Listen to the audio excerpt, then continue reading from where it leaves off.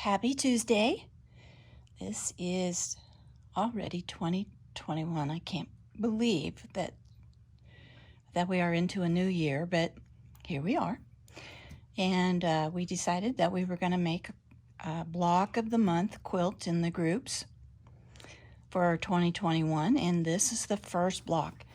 Now, you don't have to design or fashion your block after my colors or my ideas in any way. You make it your very own. Use your favorites. If you want to go buy new fabric, you can. I have put the information on that with this video right down below. And I am just going to use scraps. I don't want to spend any money if I can help it. I am saving up for a new iron, and so I'm hoping to not spend a lot of money, and I have a ton of scraps. I am not the stash kind of person. I don't go and buy fabric. I don't go to shop hops and buy 10 yards of fabric at every store I visit. And then bring it home, fold it up, and put it on a shelf. I usually pick out a project.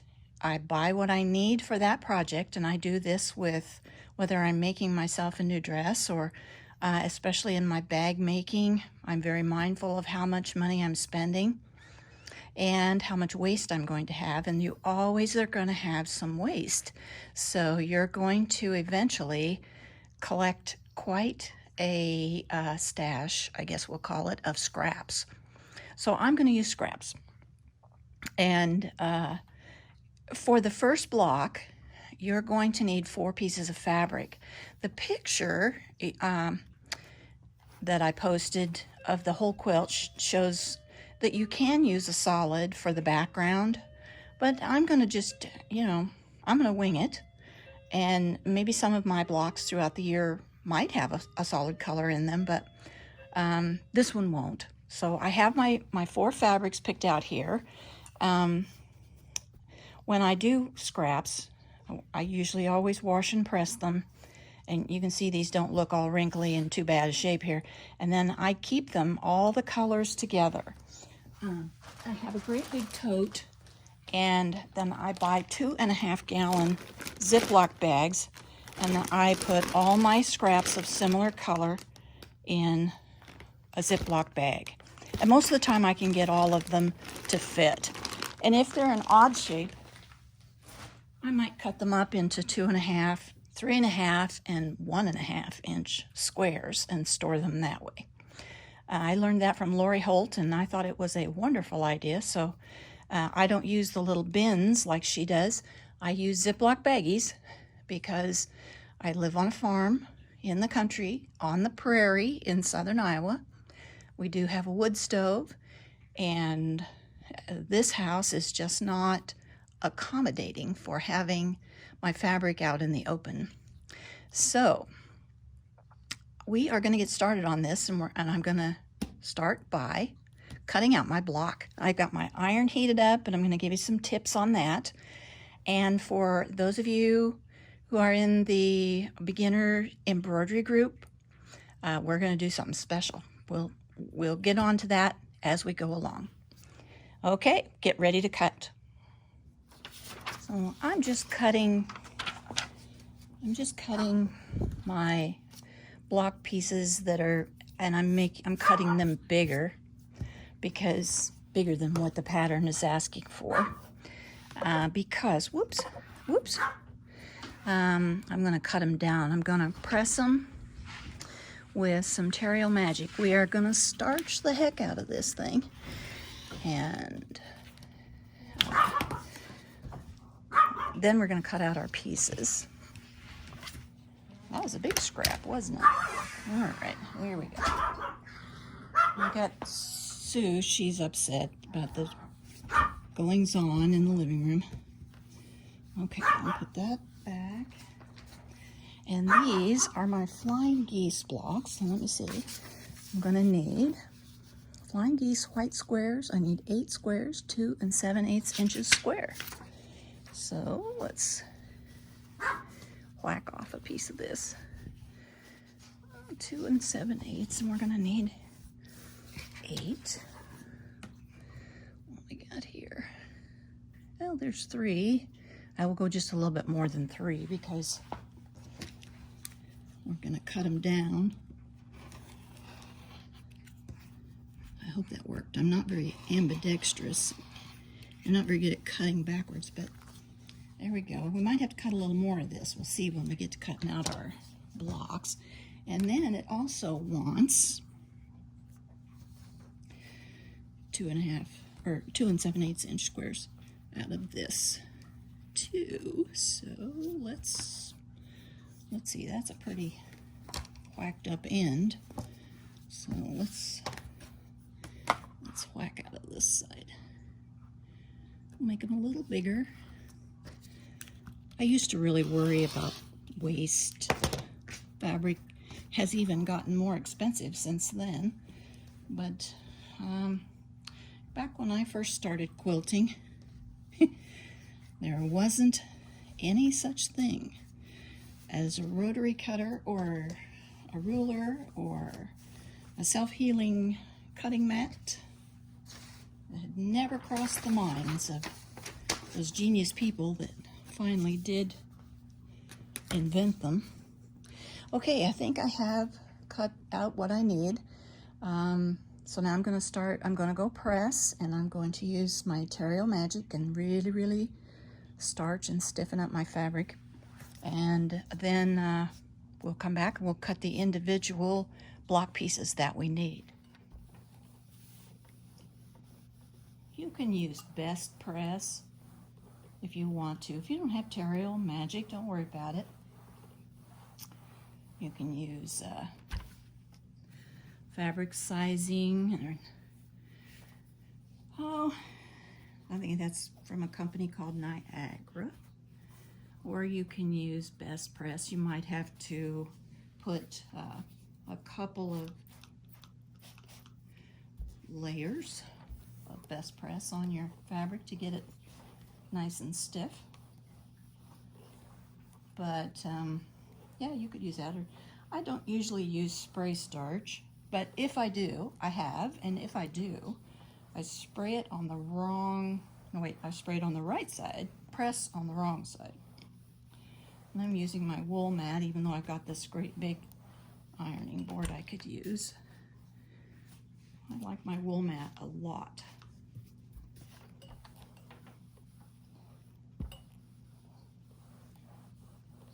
I'll get this all pressed up and cut our block pieces. These are going to be my flying geese. You can see I have good contrast. So these will be my flying geese. This is my background. These are my flying geese. And this is the background for the little rectangular block pieces that go around the central block. And in that central block, I'm going to put some kind of embroidery for those of you that are in the embroidery group. Haven't figured it out yet, but I will. Something fun. I don't even have a plan. So I guess what we're doing here, girls and boys, we're just doing what these geese are doing.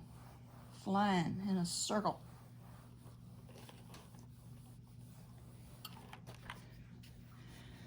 Okay, and this is the other part of my central rectangular blocks. Flying geese go around the outside of the block. And hopefully you can see the picture of the block.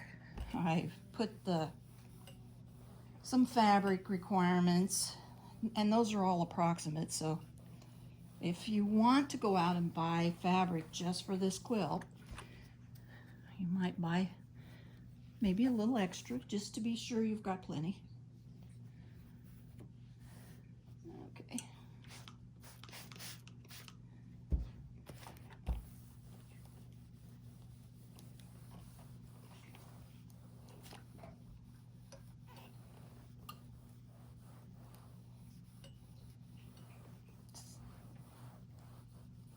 we'll see about doing, maybe we can do one of the, or two of the month's blocks in a live.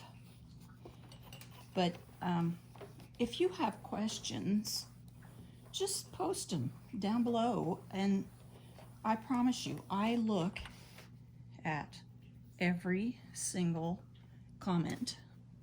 It might take me a while, but I look at every comment, and if I can, I try to offer help.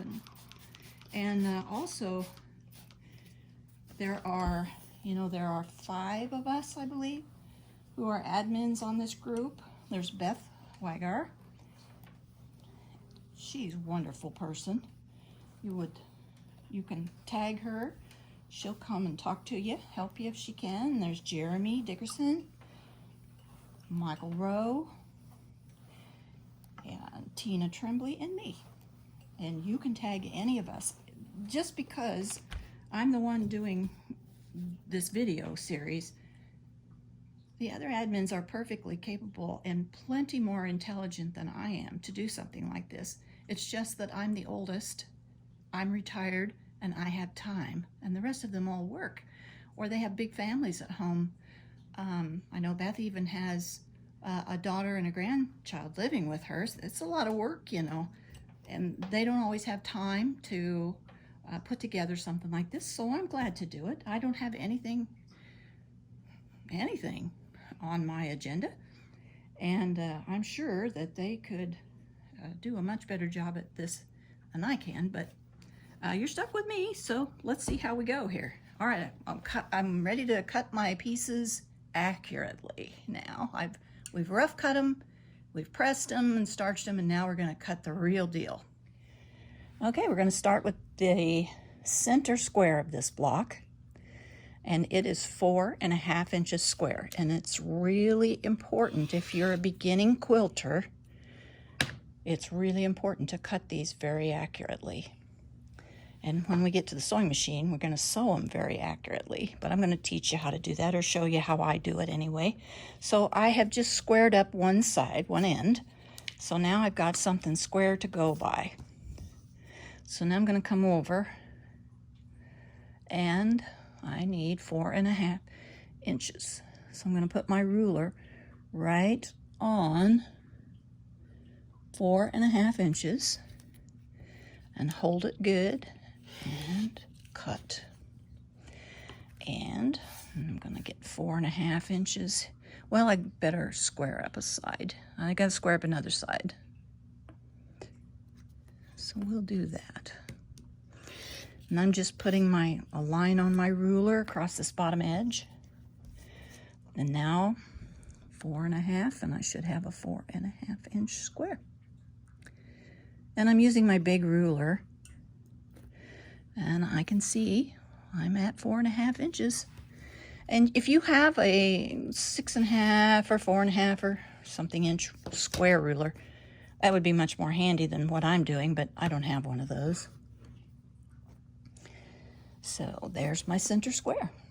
And see, I think I can put something in here embroidery-wise for those of you in the embroidery group. Okay, middle square. Okay, what's next? Let's do our flower side rectangles. We need 4 from the background, 2.5 by 4.5. Let's see what we got. So we're going to need 4. So let's square up, and we better square up here. I'm going to move my block over there so I don't hack it to pieces. Get me a long stretch here that I can go. So I've got a selvage on here, so I'm going to get rid of it. There's a selvage that runs down this side, and it gets kind of wide up here at the top. Up here it's pretty wide. It's got the information about the fabric designer and company that printed the fabric. And just walk your fingers up your ruler. Don't try to hold on at the bottom and cut all the way to the top. It won't ever work right. Okay, now I have a straight edge, so I can turn this around and cut my 2.5 inch spot. And I'm going to check my measurements one more time before I cut this, just so to make sure that while I was yapping at you, I didn't forget something. So, background rectangle 4, 2.5 by 4.5. All right, I'm on my 2.5 mark here and all the way down. So we'll go ahead and we'll end up here with a 2.5 inch strip. So now I need 4 pieces, 4.5 inches. So let's see what we got here. So 4.5. We got a lot of 4.5s in this block, I guess. Oh, we've got to put this on a. I've got a line going on my mat that is messing up my vision. If you sew or embroider or quilt, lines become, I mean, they jump right out at you on anything. Driving down the highway.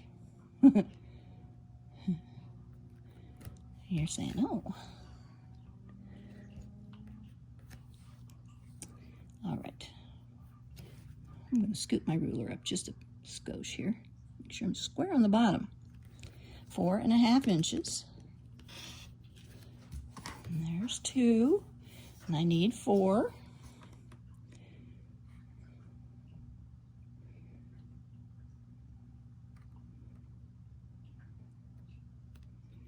I hope you enjoy doing this quilt. I'm doing it for the first time.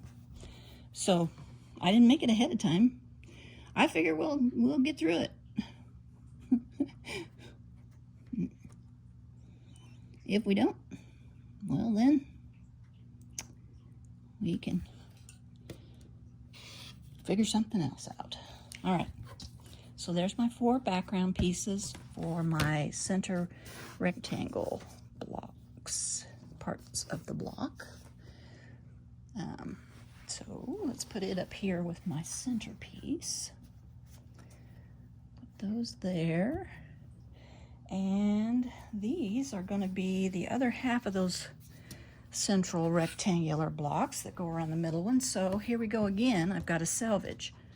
I couldn't see it on this side, but I do on this side. So I know I have to have at least 2.5 inches. So, ooh, I don't know if this will be. I think it'll work. We'll give it a whirl. Huh. That's going to be close. Let me scooch over just a little bit. All right. Now, here we go. And I have to have. What did I say? Do I need 4 or 8? Oh, 4. Okay. Yeah, I need 4. All right. Now we'll turn this around. Square it up to 2.5 inches wide. And then we'll cut our little rectangles, just like we did before. Always remember to close your cutter too. I should have told you that, but just get in the habit of always closing your cutter. As soon as you're up off your fabric, shut the blade. It's too risky. All right, here we go. So let's see if we got, wonder what I got that one for. Must just been an extra. Okay. All right. So 4.5 inch segments here. And this one's cricky on the end. So I'm going to overcut it. But I am going to make sure I make a straight cut when I do. And then we'll turn it around and we'll do 4.5 inches. Yeah, anytime you have a crooked end, just overcut it, and then you can have nice straight ends and edges. There's one. Okay, here's 4.5 by 2.5. There's 2. Uh-oh. Look. Cut it wrong. I'll have to cut another one. I cut that one wrong. I don't know why, or else I cut the other one too long. Maybe that's it. I guess we'll cut this one. I got 4.5 on here. And believe me, this isn't easy wrangling around the camera. I've got the camera in front of me, and between me, actually, and the fabric. Nope, cut it wrong. Got to get rid of it before it's too late. And I end up sewing it in to the quilt and finding out I don't think that one's going to make me happy. So I'm going to go ahead and square this piece up too. This is an extra, which I guess I just cut across the end of the cloth to rough cut my piece, and it was doubled. That must be it. All right, there we go.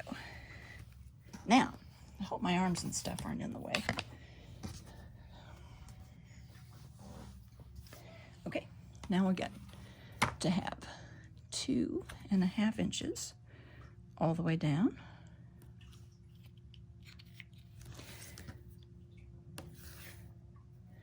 Oh, why does that look so crooked? All right. There's 2.5, 2.5, 2.5, all the way down. There we go. All right, this is 2.5 inches. There we go. Now we're cooking. All right. I'm going to overcut the first one because the end's all messy. So we'll cut it at 5 inches and trim it back to 4.5.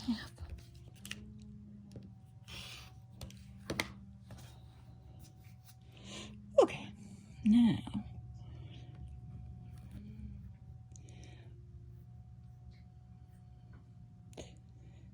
there we go.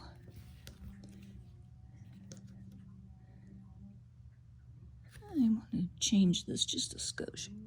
I've got like 1/8 of an inch or 1/16 of an inch. I want to change. Okay, so now we have 3. We need 4, so we'll cut one more at 4.5 inches. And we have those done. And then it's time to cut our flying geese.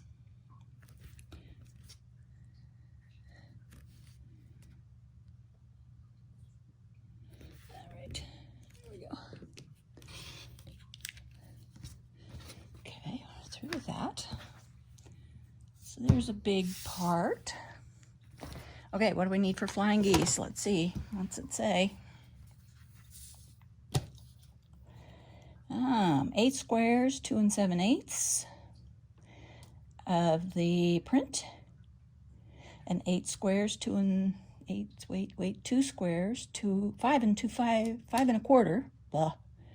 Okay. 2 squares, 5 1/4, 8 squares, 2 7/8. All right. I'm guessing. Okay, the green ones are the light.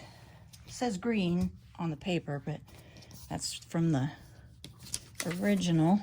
This quilt was originally designed by some ladies that run one of my favorite blogs, and they designed this on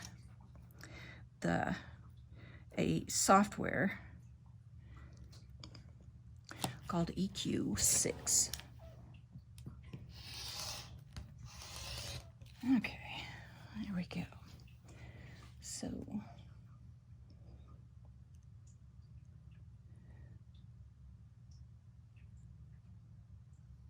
two 7/8. All right, And we need 8 squares. I might have to cut a little more in my background fabric. So 2 7/8. 2 7/8. It's going all the way up, right on the line.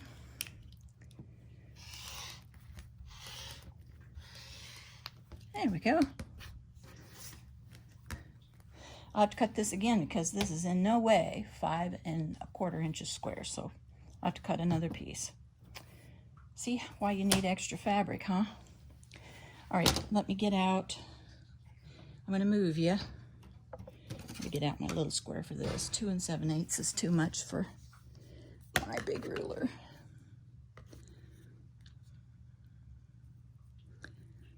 Okay. There we go.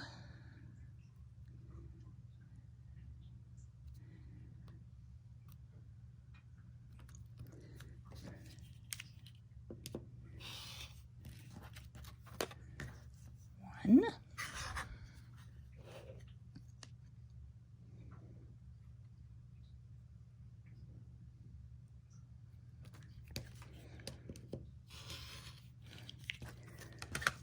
2.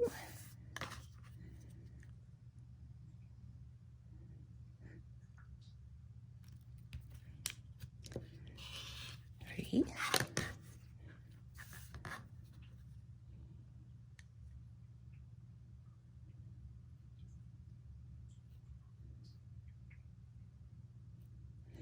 'Probably going to have to cut a little more of this. And there's 4, because I'm not going to get 8 out of this. But that's okay. I got to cut out a different piece for my big 5 1/4 inch squares anyway, so oh well.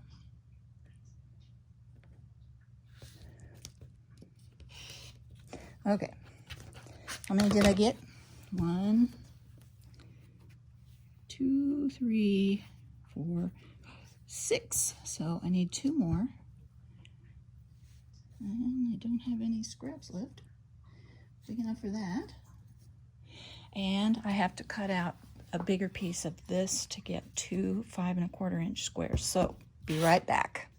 Okay, got my 2 5 1/4 inch squares cut out. Just pressed them with the Terrio Magic, and I'm just needing 2 more 2 7/8 inch squares. I think I'll square this end up and cut off my last 2 pieces, and then I'm going to double check everything.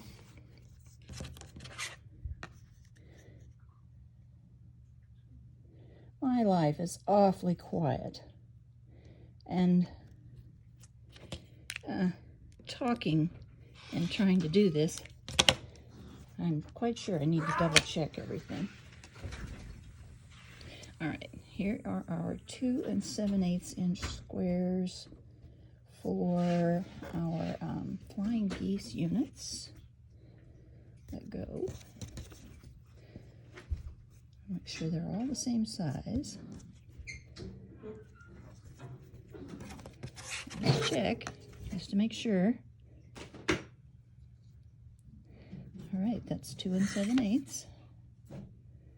There, I know those are correct. And I have these are our central pieces. Go around the center square. And these are supposed to be 2.5 by 4.5. So measure the last one. Sometimes the print on the fabric can even throw a feller off. The ends may not look quite right or something, and if they don't, they might not be. That's good. So that's the right size. And these are the same size. So they all look good. So we got those, and these are 5 1/4. This is my central block. There are my flying geese blocks. There we are, all cut out. Let me move it down so you can see it a little better. Wait, maybe I can do this. There we go. So now you can see, there's my center. And then these are going to be flying geese. I know they don't look like it, but they will be. And I'll show you, this is a really neat way of making flying geese. But then these are going to go like this. And then this little flowery one goes on the outside. And here and here. You can kind of see where they go now. And here.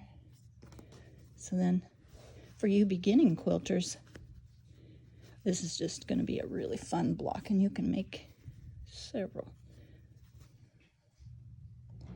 Make you a pillow or two.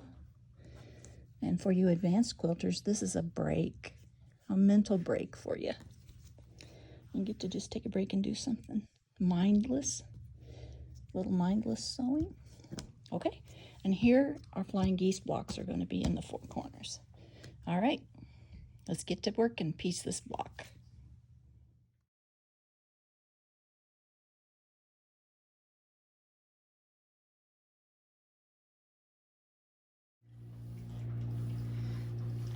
So we're ready to get started with our piecing of our January block. I thought I would just show you some of the things I'm going to be using and give you some options and ideas. So I pulled up my Bernina. I have the 770 QE, and on my machine, and on many of yours as well, there is a feature called the Creative Consultant.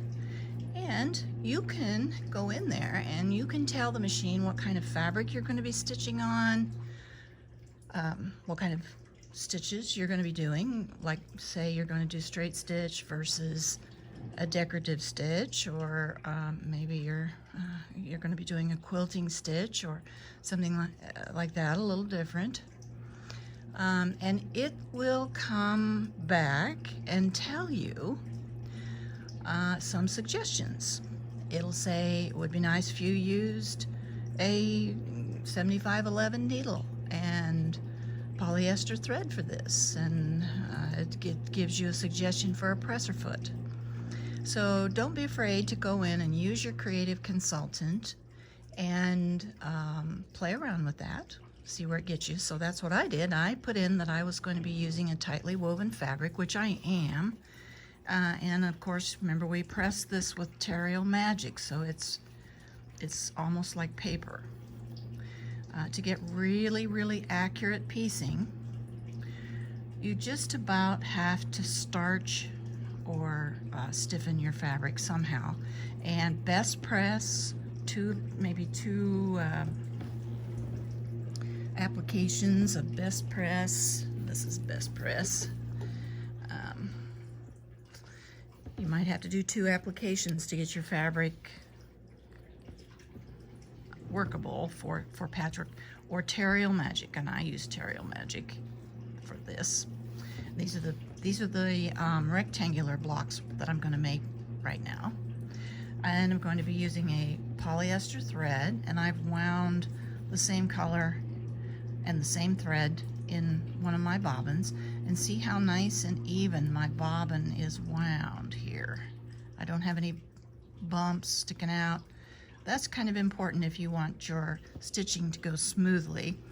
If you don't get your bobbin, the tension on the thread seated properly, and get your machine threaded properly when you're winding a bobbin, you're just gonna have a day of it, headaches one after the other. So just work at go slow and make sure you get your machine threaded correctly to thread your bobbin and for your top thread. And I'm going to be using an organ needle today. I like the organ needles, and this is going to be a 65-9. But the Microtex needles are also excellent. This is a sharp, and this is a 70-10. It's just a little bit bigger needle. But both of these I would definitely recommend for patchwork. The smaller the needle, I like it. You can't go much smaller than a 70-10. And with this size needle, you cannot use your threader, your automatic threader, the little wire, the eye at the bottom of the needle isn't big enough to get that little wire in it safely. So you have to hand thread if you go this size of needle. But the smaller the needle, the less space things take up in your seam. So then we got a couple of presser feet. These are the only two patchwork presser feet that I own. There are a couple of others. This is the 97D, and this guide goes with this foot. And the 97D is a wonderful foot. You use it with your dual feed.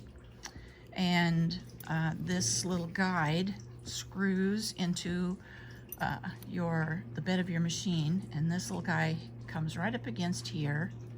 You screw it down tight, and your fabric sort of rides along this edge here of this guide to get you a perfect 1/4 inch seam. Although we'll probably have to call it a scant, because what if you're not using the same needle as me? Or what if your fabric is a little more tighter weave than mine? So I like to get as close to a 1/4 inch as I can, but most quilters are going to call it a scant 1/4 inch, because you have to allow for the fold when you press the patchwork after you're done sewing and you press your seam to one side. There's a fold, and that takes up a couple millimeters of space, so we call it a scant 1/4 inch. This is the foot that I'm going to be using. This is my all-time favorite foot for patchwork, and this is 37D. It's going to be using the dual feed. And the 37D is actually designed for the 5mm wide feed dogs. So not my machine. Mine's the 770, and I have 9mm wide feed dogs. However, this catches enough of the feed dogs on both sides that it works just fine for me, and I much prefer this because from the center point where the needle is going to go down in here to this side is 1/4 inch.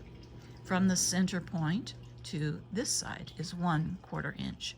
And you can save a lot of time on your patchwork, because if you're chain piecing, you can put a piece in this way, and keep going, and you won't have any gaps.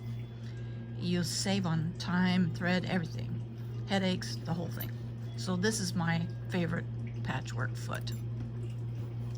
And I'm going to be using the 0mm or single hole stitch plate.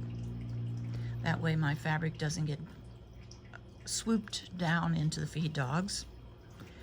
This is a little 2.5 inch square ruler that I keep at my machine all the time, and I hold it up to where the needle is going down to see the edge of the presser foot, or if I want to do a different seam allowance, if I'm turning a corner, something like that. Also, these presser feet all have measurements on them too. You know, this is a 1/4 inch behind, this is right on, this is a 1/4 inch ahead. These little markings on here, and they're on all the patchwork feet. You can see them on there. But I'm kind of old-fashioned, I guess. Anyway, I like to have my little ruler handy. I'm going to be using my black bobbin case, and I'm going to be using a little pair of scissors to cut my threads, because I am not going to be using my thread cutter today. Okay, I'm ready to get threaded up and start sewing. Alrighty, I think we're about ready to stitch a few stitches here. One thing I wanted to show you, though, to get us off on the right foot is I want you to look at my thread up here. The thing you need to really have on is your foam pad. This is the foam pad. It needs to be on there pretty tight, and my spool of thread, you see I can't spin it. I've got it on there really tight. So your thread should not, your spool should not turn. You should be against this foam pad, and your spool should not turn. The thread should come off the spool as it's pulled along by the tension on your machine. And this will help you avoid problems with your stitches and thread nesting and many other things. You just need to have that foam pad on there all the time. So now if you are an experienced quilter, you can certainly do these without any pins in them. But if you're new to quilting and you're worried things will shift on you, don't panic. Just put in a pin. You can even use 2 pins if you want to. And I am going to chain piece these. It's called chain piecing. And here's a little tip. I do this a lot. This is kind of a bonus project. You can see I've got 2 little 2.5-inch squares of flannel here. And I'm making my little dog Ava a little blanket for her bed.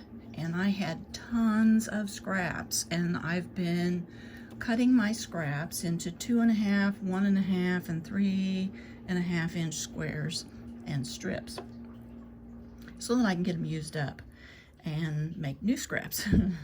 So these are what I've done with some of the flannel that I had in my scraps. And so Ava's gonna have a new blankie for her bed here before too long. But you can do this with anything. I mean, if you want, it's just a bonus quilt. If you want to do a little patchwork, anything, maybe you want to make a little table topper or something, and just bring it over and use it when you're doing your regular quilting. And this is going to be called a header or a leader. Sometimes people call them spiders. I always have 2, one for the beginning and one for the end. Now, typically people use a leader to avoid thread nesting. If you get started on the fabric and you hold your threads off to the side, it doesn't work so well to hold them to the back, but if you hold them to this side or this side and just gently hold them, you won't get any thread nesting, especially if you're using the foam pad up at the spool. So I'm all threaded up here and I'm ready to take my first stitch. And this little business here, this is going to help me in so many ways. What if my tension's off? What if my seam allowance isn't a good 1/4 inch or close to a 1/4 inch? And you see I'm going to use my little ruler like I told you that I usually do.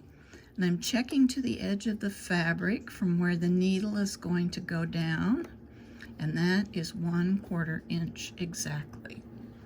So as far as that looks like, I'm good to go. And I'm going to use my freehand system, which is my knee lift, as we go along. And I'm just going to hold my threads and start sewing. And this is going to be my, whoops, off to the side some way or other. This is going to be my leader. And I did not change any of the tension settings on my machine at all. My tension is just what my creative consultant told me it should be. And I'm not going to sew over pins, and I'm sewing right along the edge of the fabric to the edge of my presser foot. I'm sewing at 2.5 stitches per inch. Didn't change any of that. And I'm just gonna come in, and this is called chain piecing. So you just chain these pieces in one after the other, and we'll do that a lot during the year as we make these quilt blocks, because there's several of them that have repetitious pieces. And so and we'll just happily sew along here. And I'm not going to use my thread cutter on this project. I could, but I kind of want to trim my own threads on this, especially when I start assembling the components of the block. Plus, I like things to look kind of neat, and my thread cutter will often. Okay, I'm to the end, so now I'm gonna just send in my last bit of Ava's little blanket here. And this I will leave because then when I come back, I have my beginning piece already in there. Okay, now I'm gonna just cut these apart, press them. I'm going to put this one over, and then the next time I use this piece, it will be the end. This was the end this time, now it's the beginning. This will be the end the next time. So I'm going to cut my patchwork pieces apart and press them open and stitch them to my center block. So we'll do that next. Okay.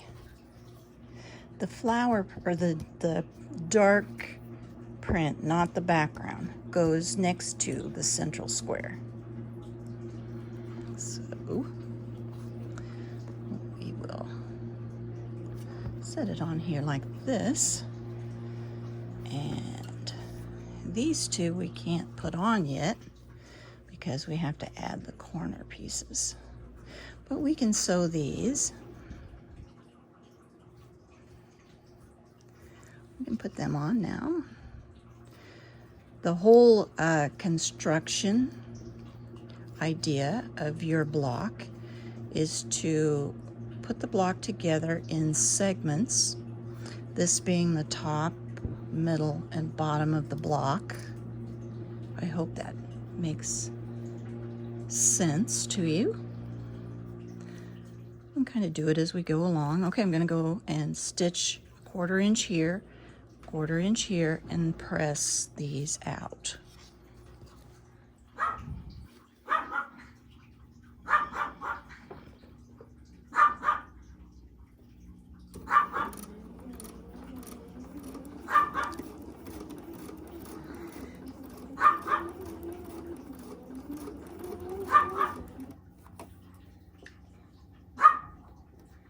Just checking all the time, just make sure your edges are lined up all the time, because we want this to be pretty accurate. When we're all done, we can square up our blocks.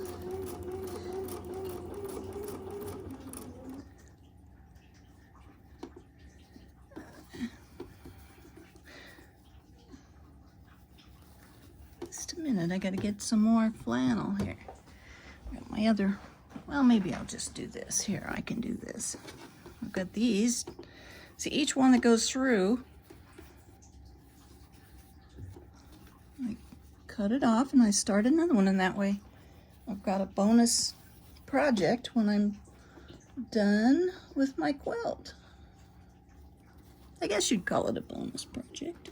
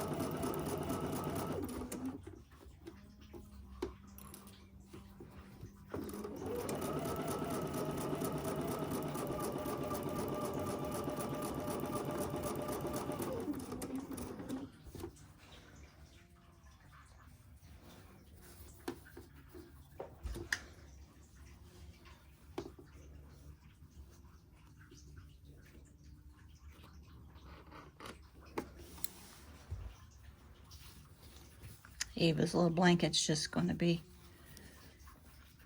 checkerboard. I'll probably have a lot of different colors of flannel in here, and it's really going to look crazy, but she won't care. And I've used up my scraps, so good thing.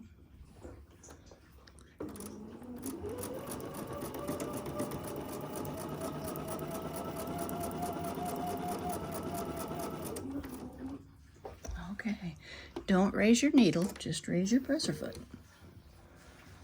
And leave your leader in there. And when I come back, I'll have to remember to put some more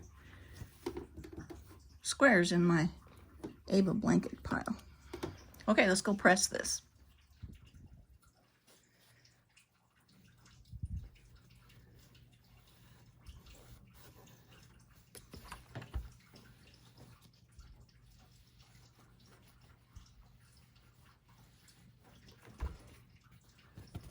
Sometimes you might need to set your seams a little bit, but with as heavily as I have this starched, I don't really think it's going to go anywhere. Okay, there's the middle component of our block. So now we're ready to do the flying geese part of our block. And those are those, for beginning quilters, those are the parts of the block in the picture that look like a flock of geese would look, kind of flying along. So we call them flying geese. Or maybe they're ducks. I don't know, but I just know they're flying along. So for anyone who is not an advanced or very knowledgeable quilter, this is going to be a skill builder for you if you're a beginner or an intermediate. So this is the best way I have ever found to make flying geese patchwork. So we're going to take our, these are 5 1/4 inch squares, and these are 2 7/8 inch squares. These are the ones we cut. And on these 2 7/8 inch squares, right down the middle, very accurately, from one corner to the other diagonally, I am going to, let me get you out here where you can see what I'm doing. I'm going to draw a line.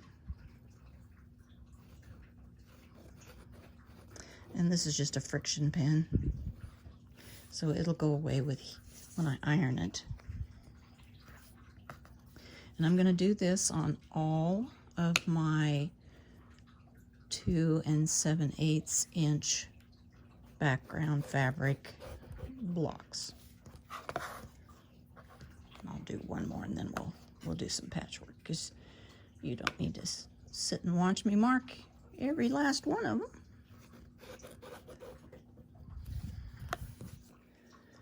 So just mark right down the center. And you'll do this to all these little background blocks. Okay, let's say we've got them, pretend we've got them all marked. Let's see, I have enough for 2. All right, so we're going to take our 5 1/4 inch blocks. Let me see here, what can I do? All right, we're going to take our 5 1/4 inch blocks, and we're going to put right sides together. Let's see, this way. They're going to be pointing, the lines are going to be pointing toward the center of the block, not to the outside, but to the center. And these are going to overlap a little bit in the middle, and that's the way it works, so don't worry about it. See how they overlap right here just a little bit? That's okay. Maybe I better try to bring it in closer. There we go. So they overlap just a little bit right here, but we're just gonna not worry about that. They're just gonna overlap. It's the way this goes. So since I don't trust myself getting from here to the sewing machine with this without it moving or shifting, I'm going to pin mine just like so.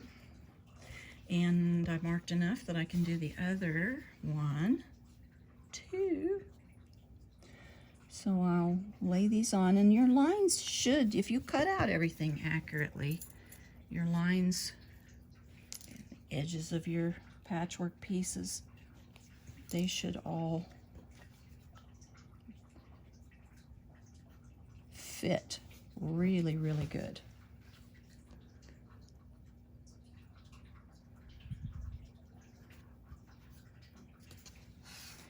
There we go.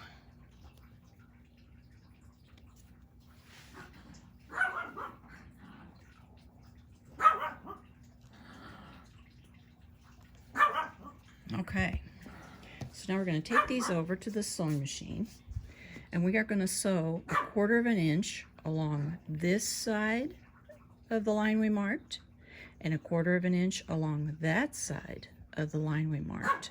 And then we'll be back and we'll proceed along with this flying geese part of our project.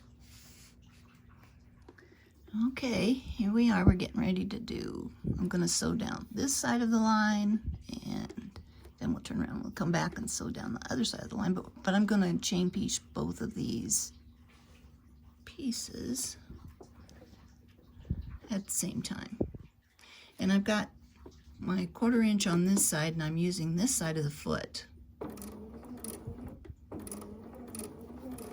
That's what I love about this 37D foot. You can use either side of the foot. And I'm going to show you when we get up there how you can just fly right along with chain piecing.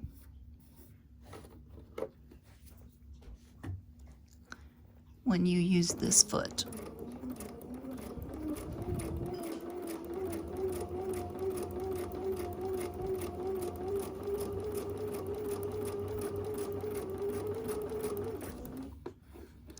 Try not to ever sew over pins. I've done that before. It's never works out very good.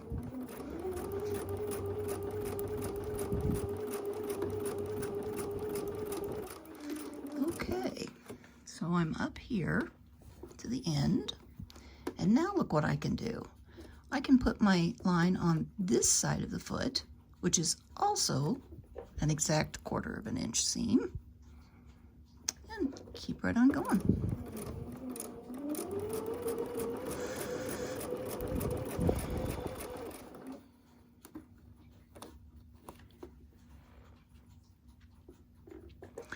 Whoa, I got off.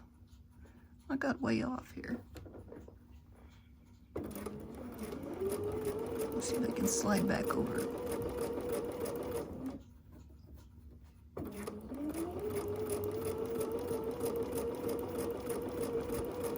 And see, even the most famous quilters, they can make mistakes too. My all-time favorite quilters are Ginny Byer, Sophie Standing, and Sandra Mullen. Okay, and I added into my 2.5 inch square stash for Ava's blanket, so I can grab a little, make another patch for her blanket, and cut this off. It moved a little bit, so I'm going to fix it.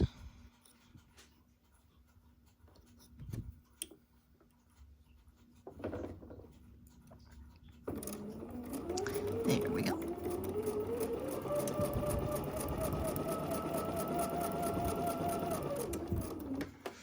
Alrighty, now I'm just going to raise my presser foot. I'm not going to raise my needle.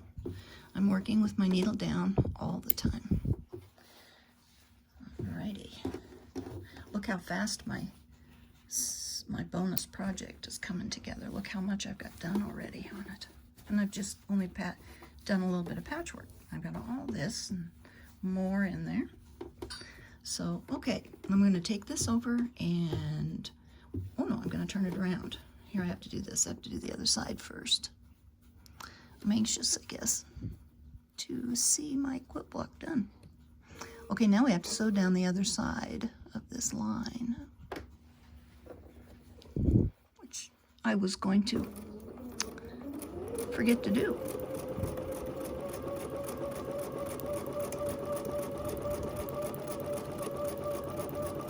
And I'm not using white thread. I hope you can see the stitches, but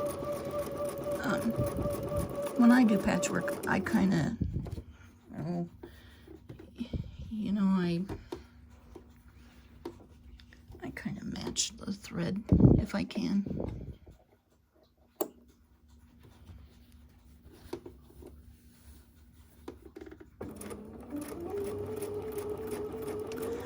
So here we go again. We're going to do our,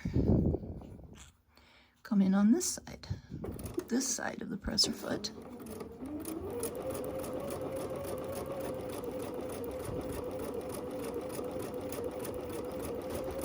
Make it down. Then when we get back over to the workstation, we're going to cut this line. We're going to take our rotary cutter and ruler and we're going to cut right on the line we marked. Okay, now I need one more of my little guys here. Flannel's kind of stretchy. It's a little bit hard to do this without it shifting a little bit on me. Probably a good thing it's going to be a doggy blanket. Okay. Raise my presser foot. Clip. And we're off to cut these apart. Okay. I know that this doesn't look anything like it's going to be flying geese. And when we get these cut apart, it's going to look even less like it. But this is just magical the way this works. So now I'm laying my ruler right on the line I drew, and I'm going to cut these segments apart right on the line. Not the stitching. My stitching is still there, but the line. And now look what I have. This doesn't look anything like flying geese, but trust me, it will in just a minute. So we're going to cut these apart, and we need 2 flying geese segments for all 4 corners of the block. Let me see. I can get on the line. Oh, okay. There we go. Alrighty, since we got these cut apart, we just cut them apart. Now we have to press these up. These have to go this way. It's going to look like a heart. If your little piece of patchwork here doesn't look like a heart, you'll have to go back and look and see. But it's going to look like a heart. Kind of a pointy heart. Okay, but these have to be pressed up before you can go any further. And I don't like really pressing them toward the light fabric, but in this case you have to. There we go. Okay, let's go over and put the rest of our flying geese block together. Okay, so here's our heart piece behind here. After we got it pressed, it looks like a heart. And this is another of our 2 7/8 inch squares. And I'm lining mine up so that this line I drew is going to land right in the middle of these 2 pieces. I'm going to put a pin. And I'm going to do it again. So the line's going to point toward the center again.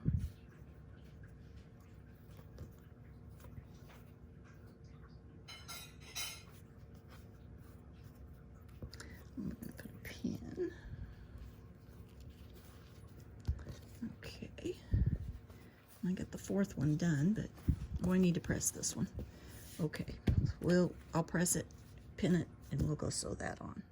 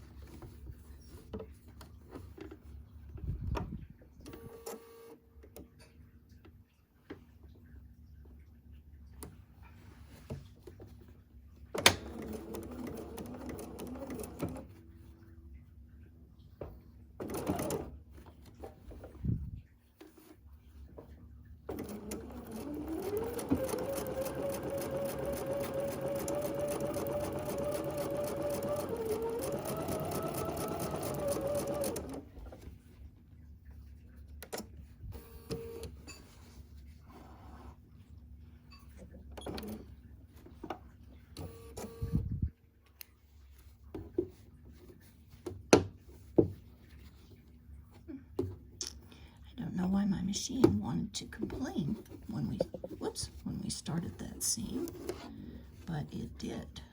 I don't see anything wrong.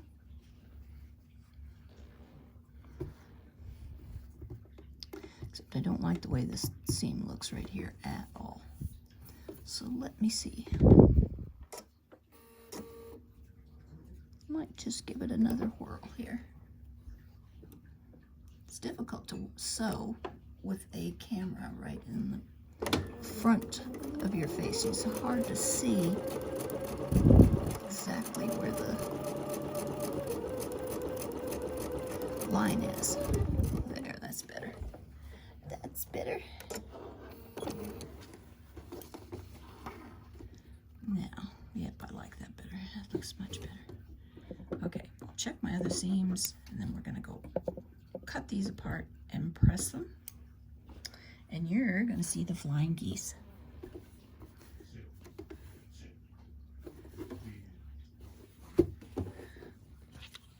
Okay, I had to go back over a couple of my seams, I think, and they were not an accurate 1/4 inch. And I think it was because I was leaning one way and then the other to see around the camera. So hopefully my flying geese units will not be too bad. So we're just going to cut right on the line, not on the stitching, but on the line that we drew on these guys.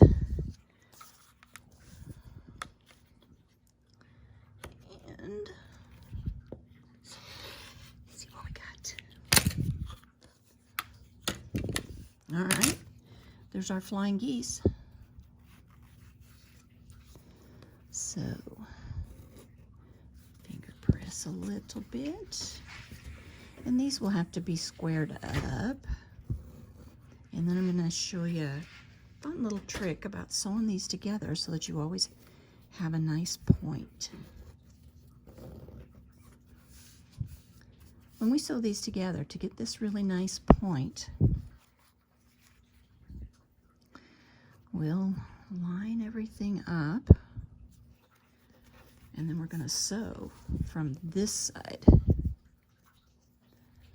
And when we sew, we're going to sew across about 1 stitch outside that point into the seam. This is our seam allowance up here, so we're going to sew like 1 stitch over till we're on the outside of that point. Then when we turn it right side out and press it, we've got a really nice point.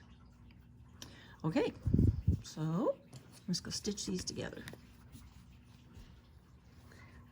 Alrighty, got them all pressed. And so now I'm just truing up these segments, and I'm using the bottom edge of the big triangle. And these need to be 2.5 inches. So I'm putting this on 2.5 and 2.5, and I'm just kind of squaring things up. And even though, like, this one isn't too bad, but this one's pretty good. Well, some of them might not be just the greatest at meeting here at the top up here. Just a minute. But if I use this edge, you know, when I'm sewing, and I sew from this side, it'll be okay. All right, just true this last one up, and we are ready to put our flying geese blocks to get units of the block. Those units together. And if you want to take off your other dog ears, you can. These little things are called dog ears. If you want to take them off, you can take them off. You know, so you've got a nice clean look to your segment of your block. Okay, we're ready to sew those together. So I'm putting my flying geese units together, and I'm going to sew them across the top here from this side so that I can see this point. I'm going to sew in the seam allowance about 1 stitch over. But these guys deserve several pins. They can slide this way, and so we'll just pin them up. We'll just pin them up. They can be pin-up geese.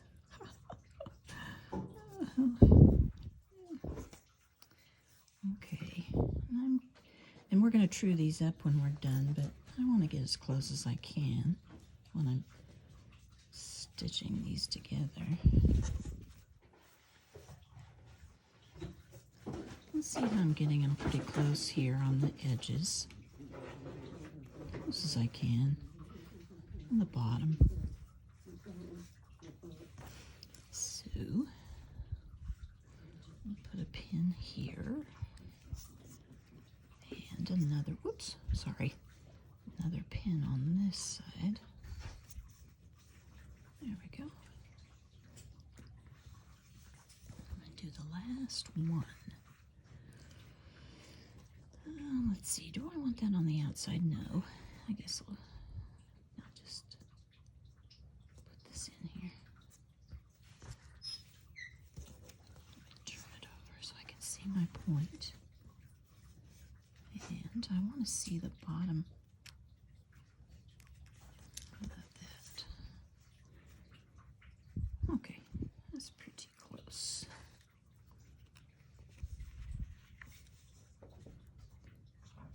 Yep, I like it. I'll get these sewed together, and we're just going to sew across the top on each one of these. And then we'll be able to finish assembling our block and have that all nice and pretty. Whoops. So we can have our first block. It will look so sharp. Watch out. Okay. Taking these over to sew. Okay, here we go. Whoops, sorry. Okay, let's see if we can get started here, and then we're going to do our flying geese units.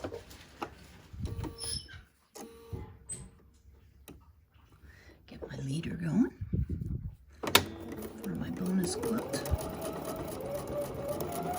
or Ava blanket, as you already want to call it. Okay, so here we go. We're going to go down, and we're going to go across this edge, but I'm going to be looking mainly at this edge on this piece. And I'm going to head for just this side of the point right here. So here we go. And this needs to be as close to 1/4 inch as I can get it. And I'm not going to sew over my pin.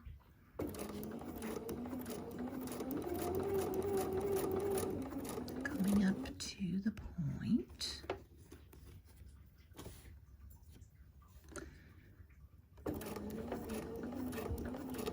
And I'm going to go just a stitch on this side of it. And back across. Rest of the way across.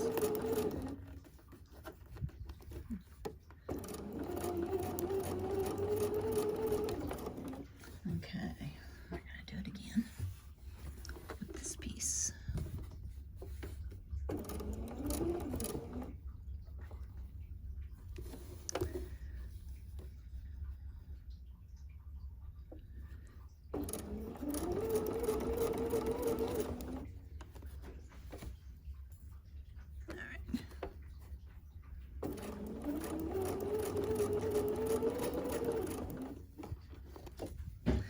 This is a really tight little spot here. This is definitely not 1/4 inch across there. I have to be really careful. Let me get up here.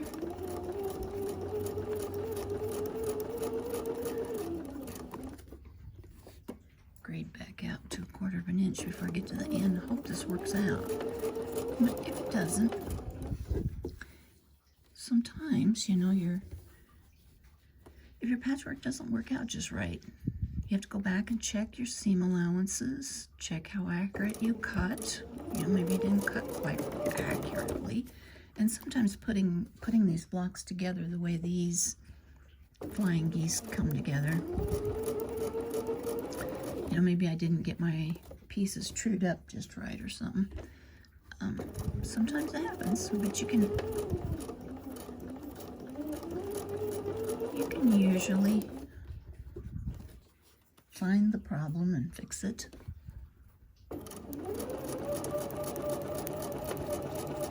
There we go. Okay, I'm not going to do the end on this time.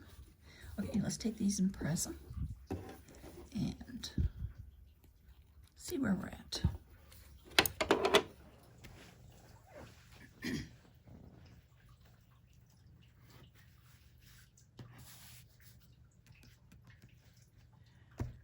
These little flying geese units,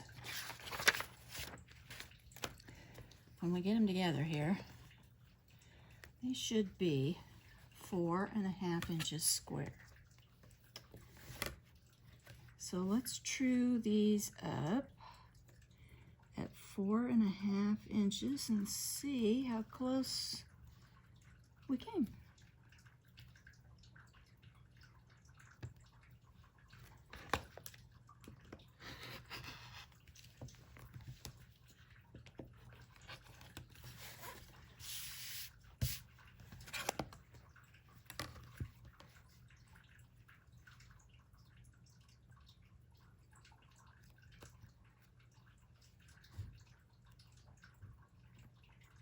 I need some grippies on the back of my ruler, I think. There we go. That looks nice. Okay, let's get this one. See where we're at here. These are just really close. Looking nice. They look really nice.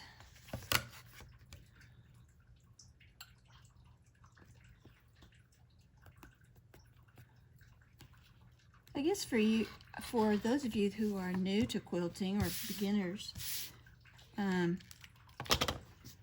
just maybe be sure and get nice, get nice rulers, get what, the best that your budget will allow.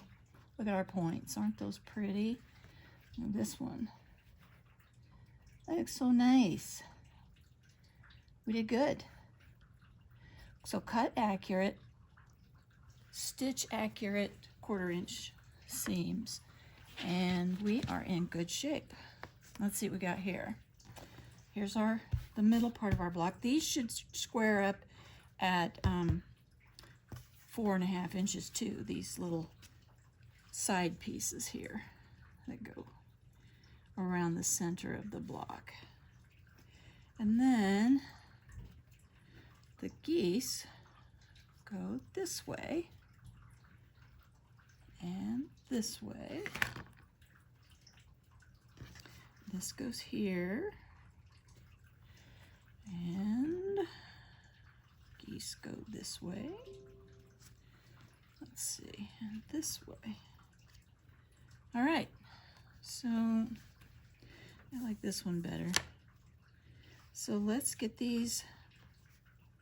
So now we're gonna join these and these, and then we'll flip them over and join them to the center, and then our block will be finished, except for the embroidery I'm gonna do in here for the embroidery group. So we'll start flipping and pinning, matching up our corners, and just like we did before, I'm gonna sew from this side so that I can see that point, and that way I'm gonna be able to get in here and go across so that I've got a really pretty point. Gotta scoop my pins up a little bit. All right. And these just all fit pretty close. I'm not worried too much about the patchwork matching up. It just looks great. I'm not even off 1/8 of an inch. And I think starching your fabric pretty heavily, I think that helps a lot too. Okay, there's that one. Whoop, woo. Jumpy little geese.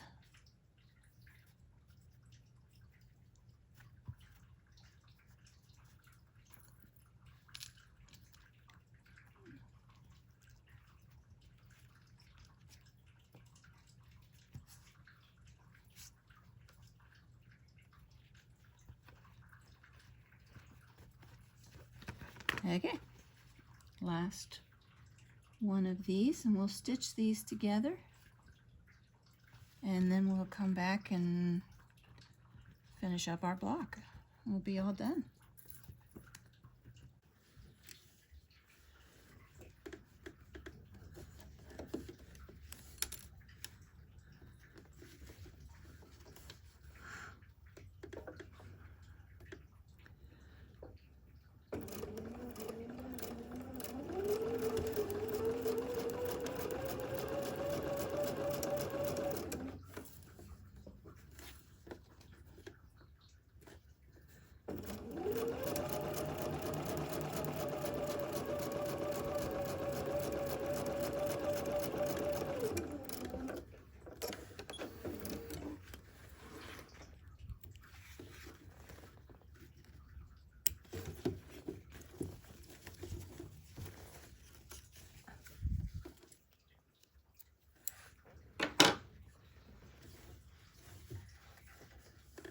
And is because I have a sewing machine needle in here that is too small to safely use my threader.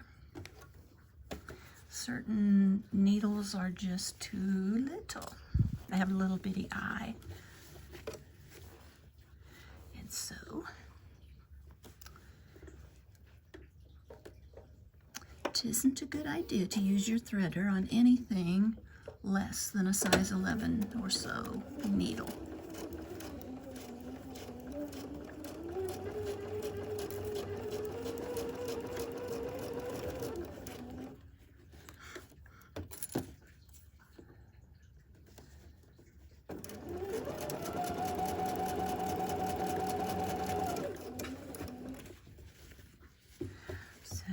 Here we are, we're going to go across here and make our nice pretty point. We're going to be on this side of this side, just inside the seam allowance for that.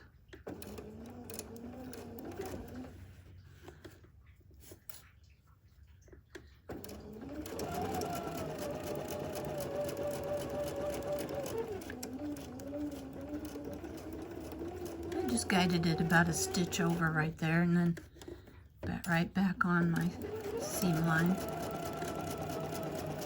So far, most of these segments have done really, really good at being right at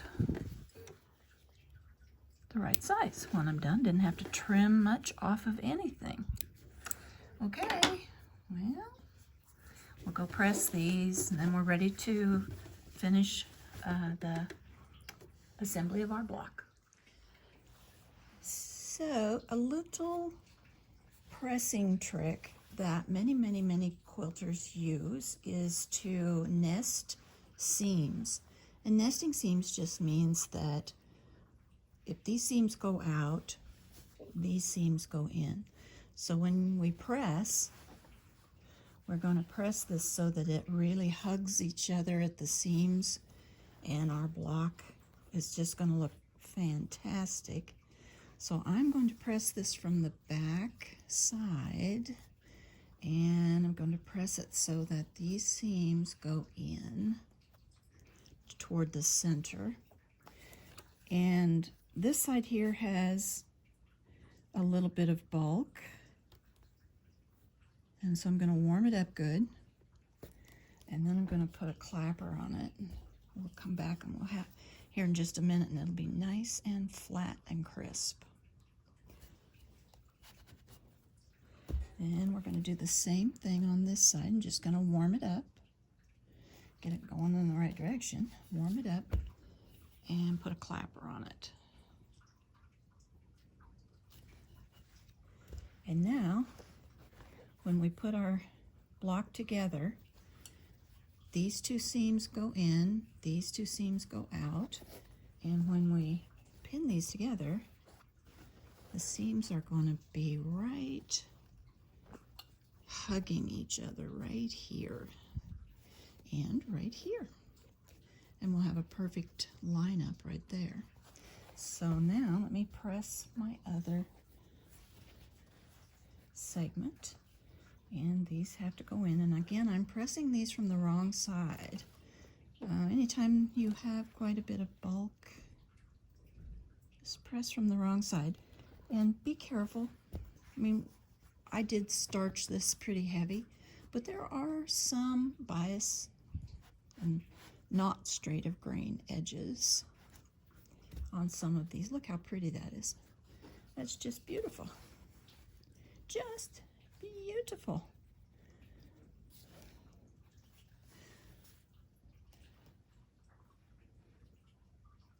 Warm it up and put the clapper on. There we go. So now we'll go over here and we'll put this block together and be done.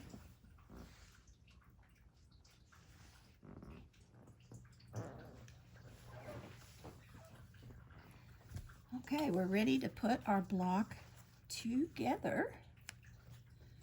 So let's see what we got. I probably should have turned this way and this one this way, but I guess I like it this way and this way. You can turn your flying geese, I guess, however you want. I'm going to leave mine like this, but you could turn them so they are flying in a circle around the block. No big deal. All right, so let's see about getting our seams together here. So we're going to put our seams together and put a pin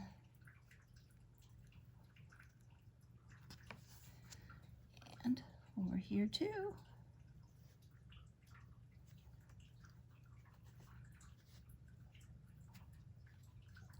And since we squared everything up pretty good, most of these things are fitting really well.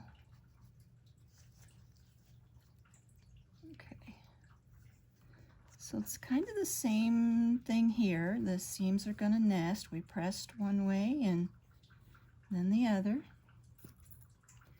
So I'll put a pin. And here too. This one I didn't get my seams to nest. Maybe I should change it. I guess I will. There we go. So get these all pinned. Okay, then we're going to sew this at 1/4 of an inch. Look at our other side. Yep, that looks good. Okay, so we'll sew that at 1/4 of an inch, and then we'll come back, pin the other side on, and sew that one.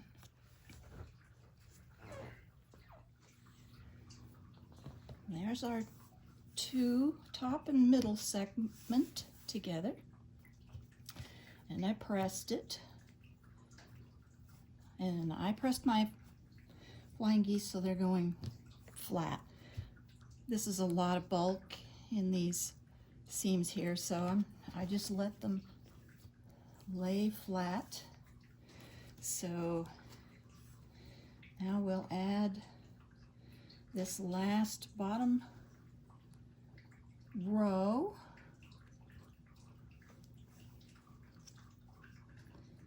And get that stitched on.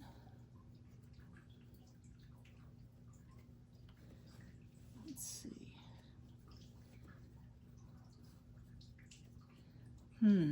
Might have to live with this one not hugging. It doesn't want to go the other way.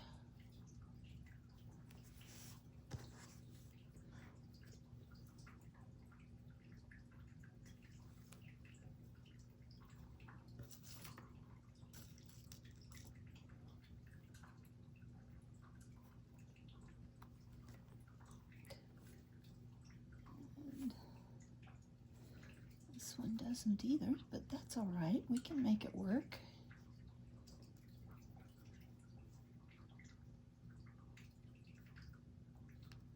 All right.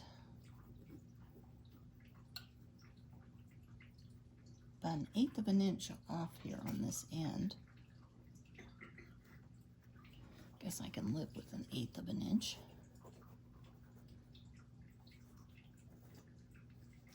All right.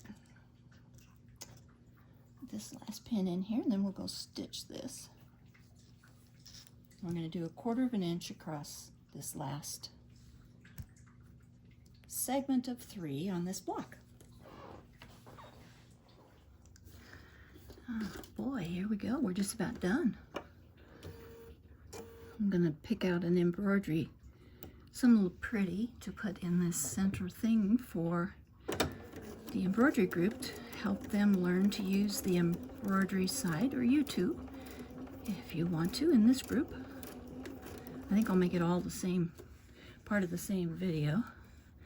So you can see I have just a little wobble right here. So I'm going to use my stiletto and try to do what I can to get that little guy to lay flat. And there it is. Made him nice and pretty. And when you're going across these bulky seam intersections, just go slow, take your time. There's no need to hurry.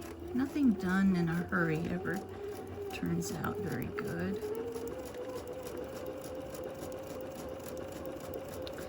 So let's check under here. Yep, we're good. It's always a good idea to take a peek. What's that? The quilters have a motto: P, P, and P.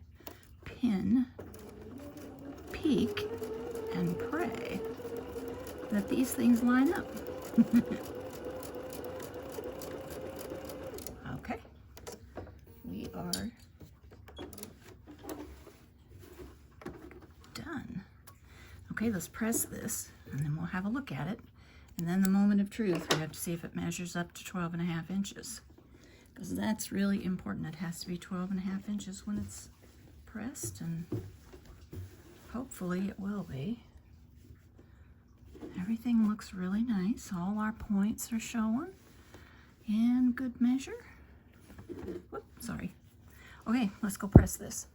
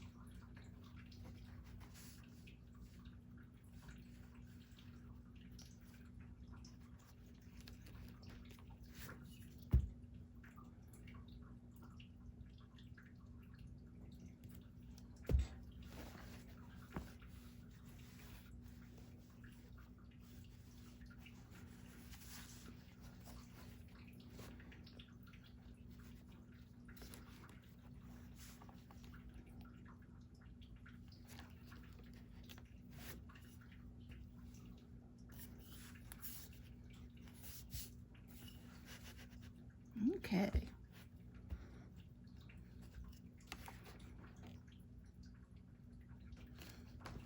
That looks pretty nice to me.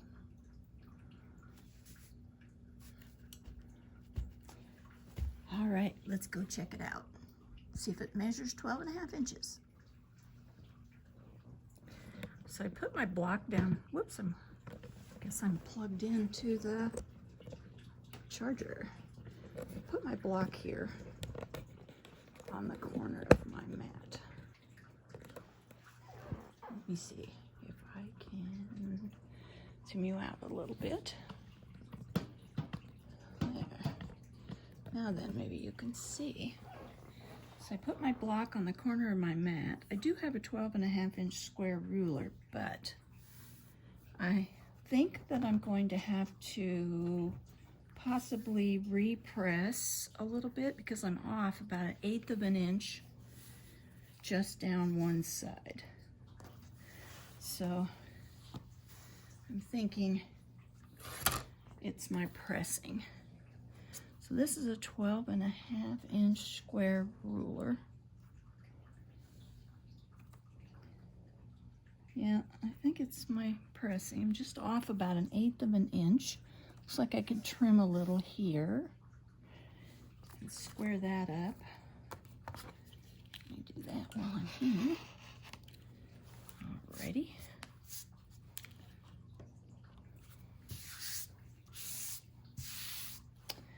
So let's turn it this way. Check it. Looks better already. Okay, yep, I think we're going to be able to call this 12.5 inches pretty easy. I'll have to be careful when I piece my sashings on my little border around the outside of this block and make sure that I'm real careful about how I stitch, but I think it'll work just fine. So here is our block all done. And now I'm going to go find a little embroidery design to put right here. And we're going to put that in there. And this block will be ready to be stored away in a little tote while I work on 11 more blocks so you all can have a block of the month quilt at the end of the year. So I hope this helped you with your quilting skills, and I hope that you've enjoyed this and that you'll try quilting if you haven't before. And I hope that if you're an accomplished quilter that you'll make these blocks and enjoy them, and even though they're not very challenging for an accomplished quilter. But anyway, this is our January block of the month, and you can think of a name for it. I don't know that it has a name, but think of a name for it. And I'm going to go and find an embroidery design for in here and finish up this video with a little demo on doing that.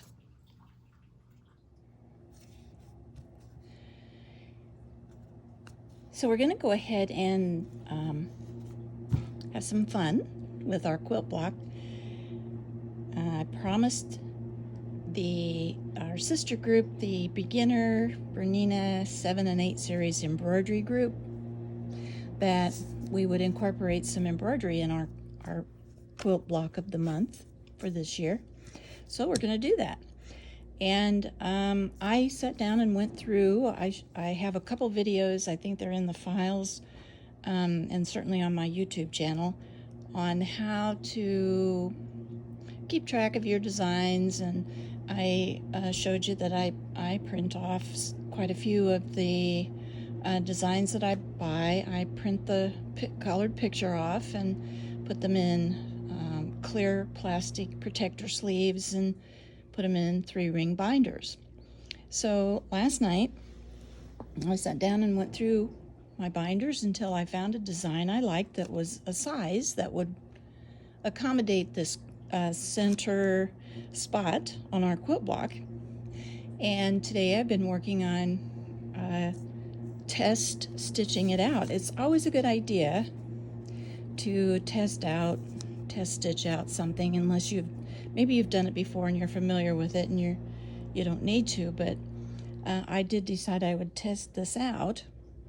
And remember that we starched with Terrio Magic, we starched our quilt fabric that we use to sew up our quilt block pretty good. So we have a pretty good stabilization going on the quilt block already. So I went and cut off a piece of the fabric that is my center part of my block. And I fused a piece of this poly mesh fusible stabilizer to the back of it.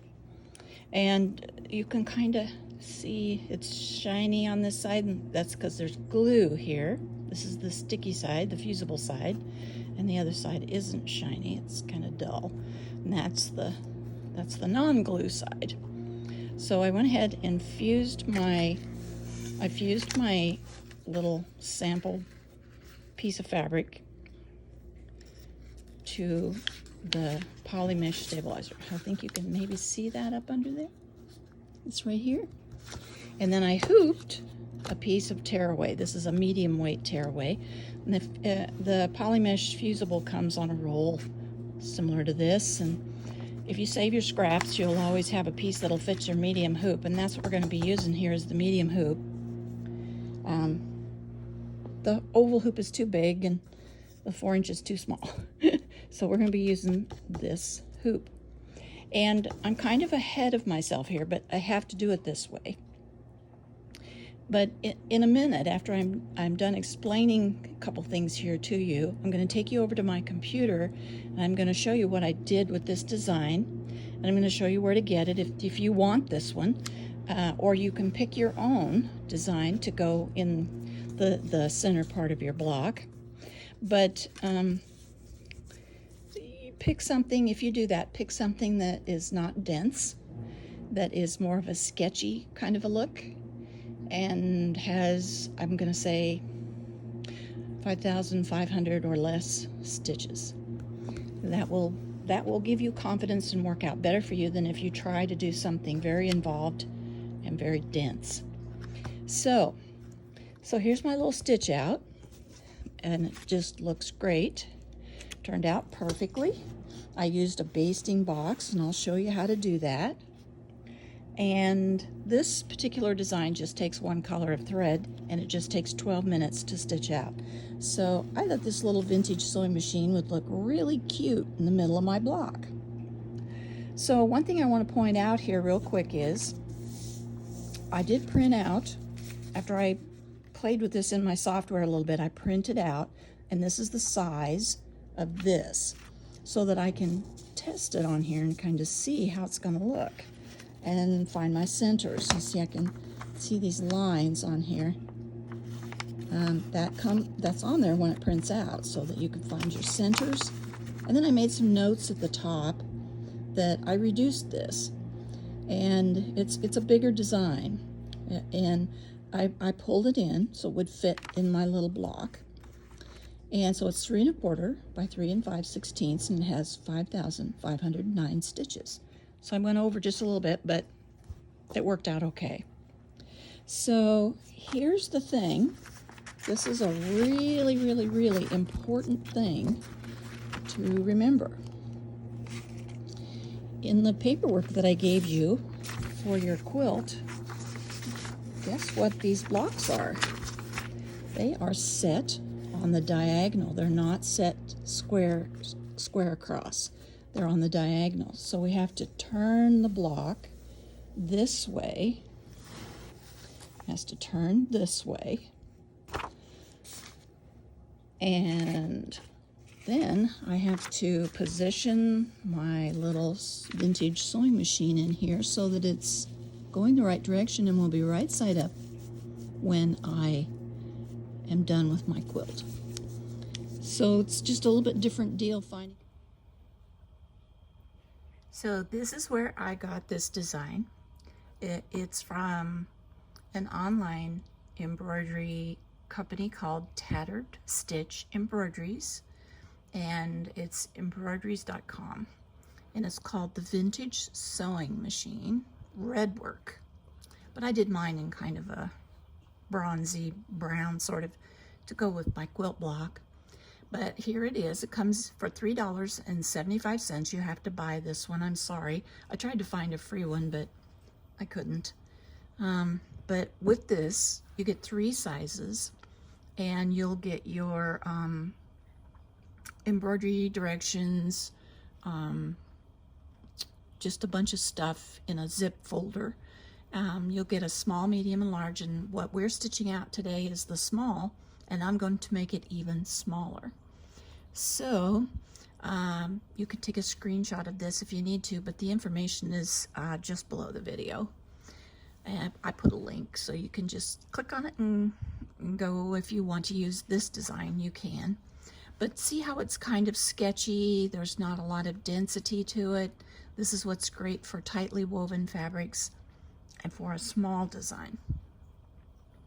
So, okay, let's see if we can find my Embrilliance. So here it is in Embrilliance, and I have Essentials, Embrilliance Essentials. I also have ArtLink 8, but I rarely use it. I use Essentials all the time.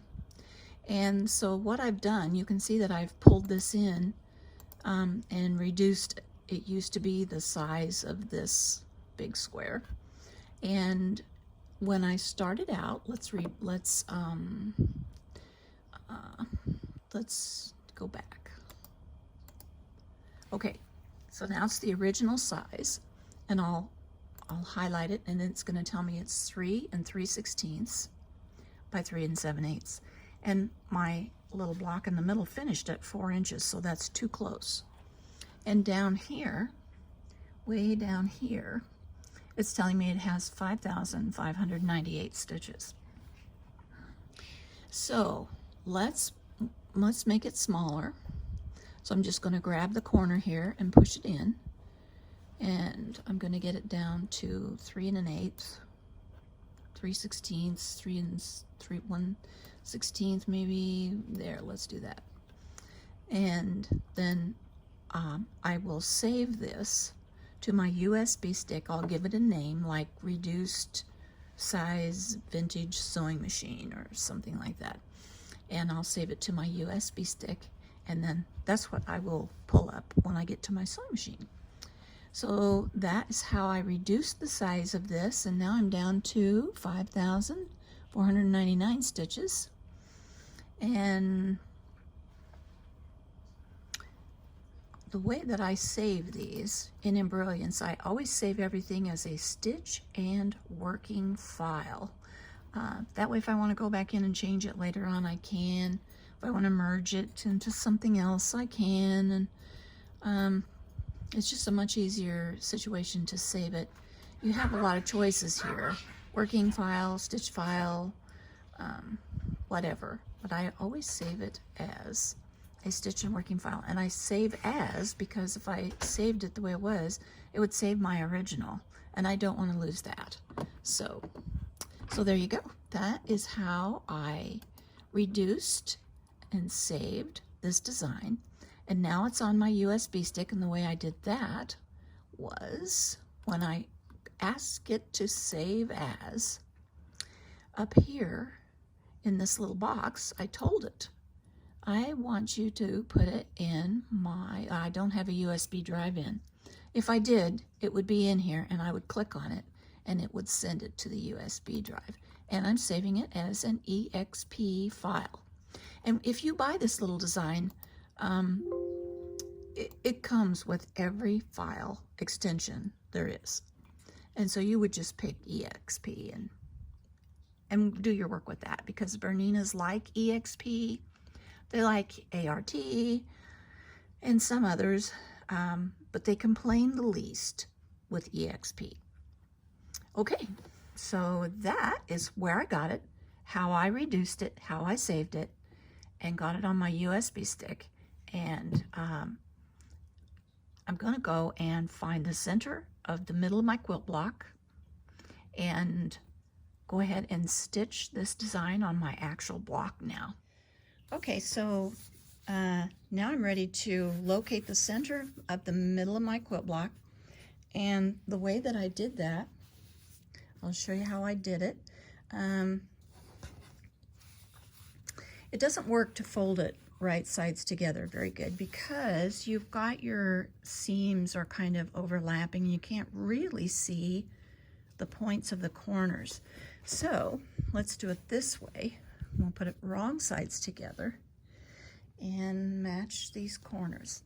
We're just going to look for the point. So there's the point, and there's the point. And we'll just finger press a little bit, and then we'll turn it. We'll do the same thing to get the other side. And there's the point, and there's the point. It doesn't matter if you're like, 2 hairs and a freckle off. It's, you know, you won't, nobody's going to come in and arrest you if things are not quite right. Get my little print out here. Here we go. So now I've got the center of my design right here, which I can see, and I can pin this on here and even take it to my machine this way, and then I know it's going to stitch out just right in the middle of my block. So the next thing I'm going to do is I'm going to take a piece of the poly mesh fusible stabilizer, and I'm just going to cut a piece of it. A lot of people will hoop this, you know, fuse in the hoop, but it's a terrible waste, and this stuff is not the least expensive thing there is to get for machine embroidery. So what I usually do is I will cut, you know, like I know that the size that I need is 4 inches, so, you know, because 4 inches square, because my my little center of my quilt is 4 inches. So I'll just cut out a 4-inch piece, and I'll fuse it to the back of this center block. And then I'm going to hoop up tearaway, just like I did here. See, I fused it here, hooped up tearaway. And this is something you can do if you want to, actually, is embroider your little central block before you put it in your quilt. But you'll have to remember, I've got this one squared off, so you'll have to remember to embroider it this way. You know, turn it on the diagonal so that it'll work into your quilt block. So anyway, now I will go ahead and fuse this poly mesh on there, and I'll hoop up a piece of tearaway, which is a scrap that I've saved. Not going to be any problem at all, and it's nice to use up my scraps of stabilizer as well as my scraps of fabric. And then we'll go to the machine, and I'll show you how to thread up and get going. Okay, we're looking at the placement. This has turned out to be a little bit trickier than I thought it would be. When I did my little test thing, I did it this way, you know, top to bottom. And on the block, since I'm going to set my blocks on point, we have to figure out where the center is. And you can see that here is the X for the center of my design. I don't know if I can fix this so you can see a little better here. And up here are my creases that I made. And here's the top and bottom line, and here are the creases that I made. So if I use this center point on this, it won't work to do it, whoops, on the diagonal, because this little central block on my quilt block is square, 4 inches. This is longer than it is wide. So this design is not square. So I've had to kind of fudge a little bit and eyeball it. So that's what I want you to do if you use this design. I kind of worked it out to where from right here at the edge of the stitching to the seam is 3/8 inch. And up here is from this stitching to the seam is 3/8 inch. And from this flower here to the seam is 3/8 inch. And from this flower is 3/8 inch. Everything else that doesn't correspond to these 4 measurements, I don't care about, as long as I have it as centered as I can get it. So I think this is where I'm going to leave it. I've pinned it on, and now I'm going to go ahead and put my I'm going to press my poly mesh to the back and hoop up some tearaway and stitch this out. And I'll show you when I get to the machine how to be sure that you're starting right where you need to be. So for this, I don't need a very big hoop. So I'm just going to use my medium hoop. I've already checked it on my Bernina because when I did my sample, or my, my test stitch out, which you should do a test stitch out every so often. There might be some things you wouldn't need to, but most things you do. And don't think of it as a waste of thread or time. Think of it as proofing something so that when you do your actual project, that whole thing is not wasted. So I'm just using a scrap piece of tearaway and sticking it in here. And I burped the hoop. You always want to burp your hoop, and that means that you're going to put it just a little bit past the edge of your outer hoop. There's just a little lip right here. And then we're going to tighten this down. I don't have it in there very good, but it'll be just fine. And we're going to, I use my little, I guess there's a key thingy that you can buy. I should probably try it, but I just always use the open end of my little screwdriver that came with my machine. One of the screwdrivers that came with my machine. I had several come with it. So I'm hooped up here. So what I'm going to do is I'm going to do something called floating. I'm not going to hoop my quilt block. I'm just going to float it on top. And I have my poly mesh pressed to the back, fusible poly mesh. And this is a medium weight tearaway in my hoop. So I'll just kind of line it up here with the lines. My quilt block isn't going to be lined up with the hoop lines, but my design will be. That way it'll stitch right where I want it to stitch, because this is a little different. And this is kind of like fitting a round peg into a square hole. This is not square. The part of the block I'm going to stitch it on is square. So you've seen it here.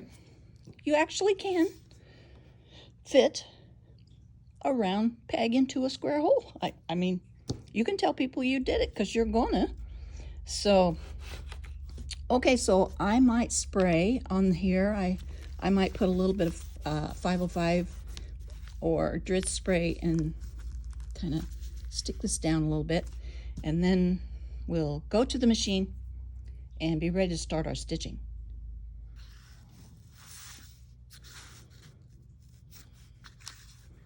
So I'm lining my hoop up with one of the lines on my grid, on my mat. And I'm kind of eyeballing this center here.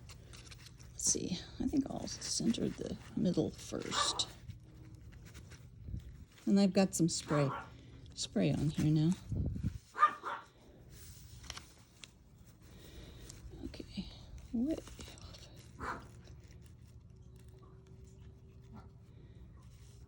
Okay, I'm just going to push one finger to hold it because I've got the spray on the back, so I can rotate this just a little bit. Now let's see how far off I am on the, I've got to go up just a little bit. Maybe scooch up just a skosh. Is that a measurement? A skosh? All right, let's try. Oh yeah, that looks good. And that looks good. So these lines that are on this design here, I'm looking at them and looking at the edge of my hoop. Here's this little registration mark, and here's my line, and they go straight across. Same on the other side, and top to bottom, and make sure that I'm lined right up. So let's do this, and you can see this line would come right down to this one if I held a ruler against it, and the same there. So now I'll push it down, stick it down. I'm gonna go sew. So this is mainly this little segment here for those of you who are brand new to machine embroidery on the Bernina, and my machine is the 770. If yours is a different model, you can kind of figure out from just watching this how to get where you want to go with your machine. And you know, the symbols are going to be similar. They might be in a different place, but I'm hoping that you'll be able to find your way. And also, like, if you have like an 880 or just a different series, 7 or 8 series or whatever machine, Bernina, and you can't find your way, just come on and ask.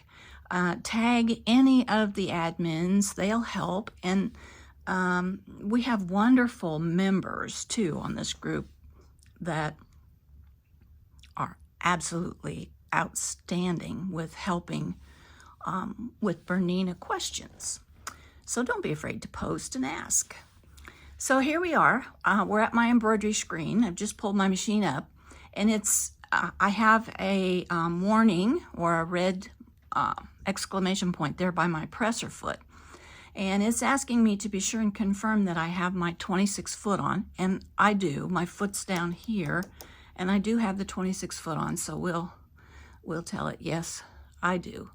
And your machine's going to ask you questions all the time. And I do have my 0mm plate on, but let's just go ahead and confirm that. So yes, I do. And now we're going to go find my design. I have it on my USB stick, so I'm going to tap my USB stick. And I'm terrible about putting too many designs on a USB stick. So don't do this.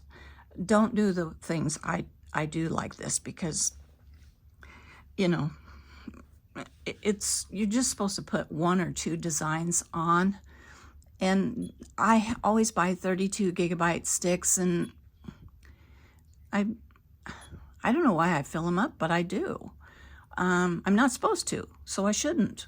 But anyway, here's my design right there. And I'm not going to edit this at all. If I were going to do some editing, you know, I might want to do something here or there, but I don't. I've got this all, I did my test stitch, so I know what this is going to look like when I'm finished. And I've got my block, my little printout placed on my block, so I know where I want to start. I'm just ready to get to sewing. So, and I know this sounds crazy because you're looking at this design on your machine. So the machine is actually looking at your USB stick. It has pulled this up so that you can do some editing if you want to, but it doesn't know that you really want to stitch this design. So you have to actually send it to the machine's technology for it to begin stitching. So you can push all kinds of buttons, even though this is a green button and we got plenty of buttons here. It's not going to stitch a single stitch until you tell it, yes, this is what I want to do. So it's pulled my arm over. You might have heard my arm come over. And now it's asking me to put the hoop on. There's a sequence. You can't put the hoop on first. The machine has to do some calibrations and some jigs and jags and zigs and zags until it finally will ask you for the hoop and say, yep, okay, now we're ready for the hoop. The arm is going to move several times. And even after you put the hoop on, I'm going to go ahead and put my hoop on with my quilt block on it. So even after you put the hoop on, it's going to want to move again. So you'll give it the okay, go ahead and move. And now it's going to start stitching. And this little crosshairs up here, that's where it's going to stitch first. Your designs are not going to start at the center and stitch out. They're going to start with a thread color or a segment of your design or a stop, something that is in order for it to stitch what you're asking it to do. So it looks like I'm just checking, and you know, wow. Let me take you down here and show you. So we did those little prep things over at the workstation where I lined up the crosshairs on the design, not on the quilt block, but on the design. I lined them up with the lines on my hoop, you know, to make sure I was lined up this way and this way. And look where my needle is going to start. Exactly on the right spot. So you can take a lot of the headache out of your embroidery issues just by doing your prep work slowly and consistently, and just keeping everything straight. So I don't want to stitch through my little paper printout, and I don't need it anymore because I'm on and ready to go. So we're going to go ahead and start stitching, and I'm not going to stitch a basting box on this one. And the reason I'm not going to do that is because I have this secured really well with my Dritz sticky spray. I have 2 layers of stabilizer. I've got my iron-on poly mesh and my lightweight or midweight tearaway in the hoop. And listen, Michael told me to always use 2 layers of stabilizer. 1 layer can be really thin. Both layers can be really thick. You're going to adjust what kind of stabilizers you're using for the project that you're doing. Everything's going to be a little bit different, but you're always going to want 2 layers of stabilizer. If you try doing something with just 1 layer, and I have, and sometimes it works out, but 9 times out of 10, it might not. So I'm going to go ahead now and pull up my bobbin thread. And the reason that I'm not going to do a basting box is because I have all this stabilizer on here. Plus, I have Terrio Magic sprayed on my quilt block, and it's going to leave little holes. Every place where it does a stitch for my basting box, it'll leave a needle hole. And I don't want to wash my quilt when I'm done. I just want to quilt it and enjoy it. It'll get washed, but I don't want to wash it the first thing, maybe. So when you wash it, those needle holes will come out. But for now, I have this secured enough with 2 layers of stabilizer, and I don't need a basting box for this. So I'm going to pull up my bobbin thread. And by the way, I am still using my small needle. The same needle I used. What did I use? A 6. This is a 6. And it's an organ needle. 65.9. 65.9, that's what I'm using. Sorry. I'm dyslexic, except it's up and down and not side to side. So 65.9. I'm still using that same needle. I don't want a very big needle because I don't want those great big needle holes in here. This is a tightly woven fabric. And also, you know, using a ballpoint needle is not forbidden. Ballpoint needles actually kind of separate the threads and go down through. Sharps will pierce threads and sometimes break them. So, all right, here we go. We're ready to begin stitching. This design is going to take, I gotta go get a pair of scissors. Hold on just a minute, I gotta go get a pair of scissors. I usually always have a pair laying here, and I don't know. I usually have 2 pairs, and by golly, they're both gone. Here we go. I got it. Okay. So I'm going to trim your threads. Always, you know, always keep your work neat. Trim your threads. And I don't have my thread cutter engaged. I don't want to use my thread cutter with this. So, here we go.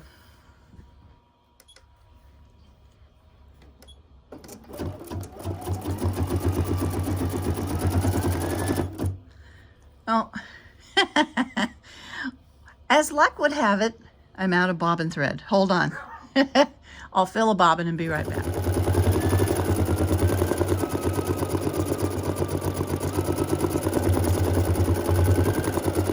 I have my machine set at about halfway speed-wise. I'm not sewing very fast. I never sew fast.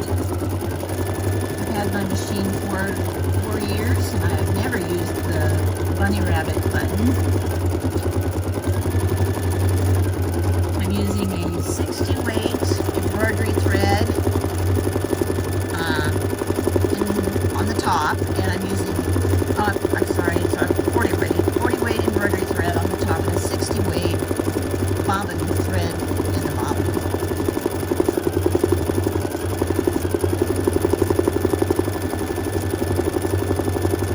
Always keep your fingers away. Use a chopstick or something if you feel you really need to smooth fabric, or do something with this, with your embroidery. Keep your fingers completely out of the stitching field. Use something else.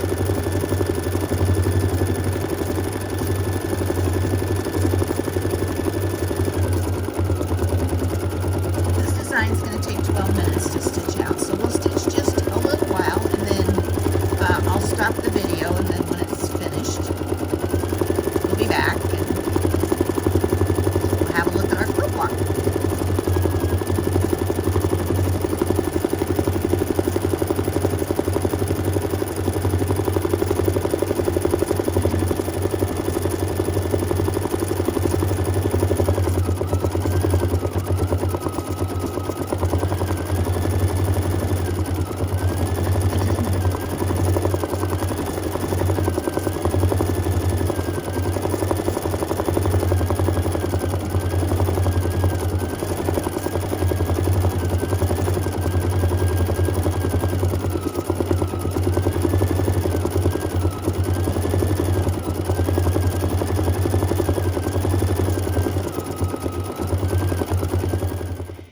So we're all done stitching, and I'm back over at the workstation, and I'm still in the hoop.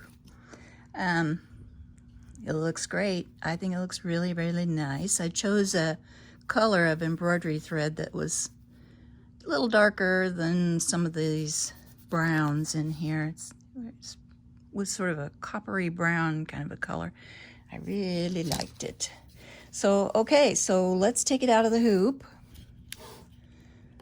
You can unhoop it the other way too, but I'm gonna just cut it out of here carefully, of course.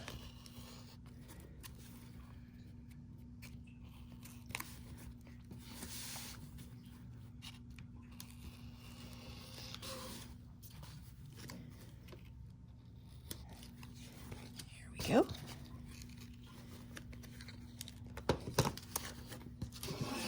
All right.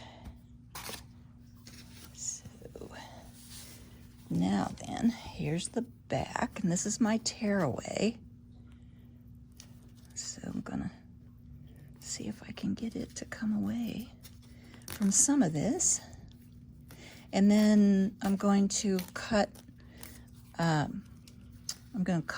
some of my poly mesh away so that there isn't as much behind here.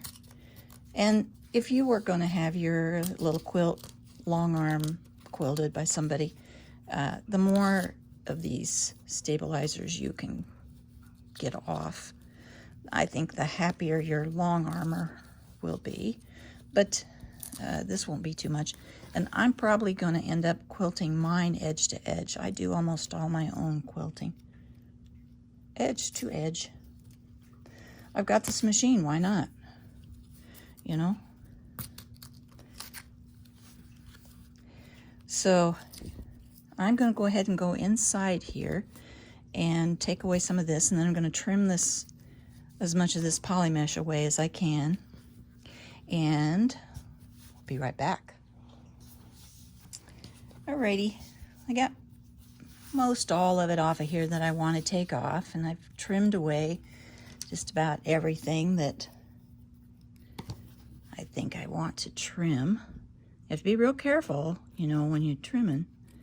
You don't want to cut your quilt block or your embroidery stitches, so be really careful. And my quilt block is finished. I will press this a little bit more.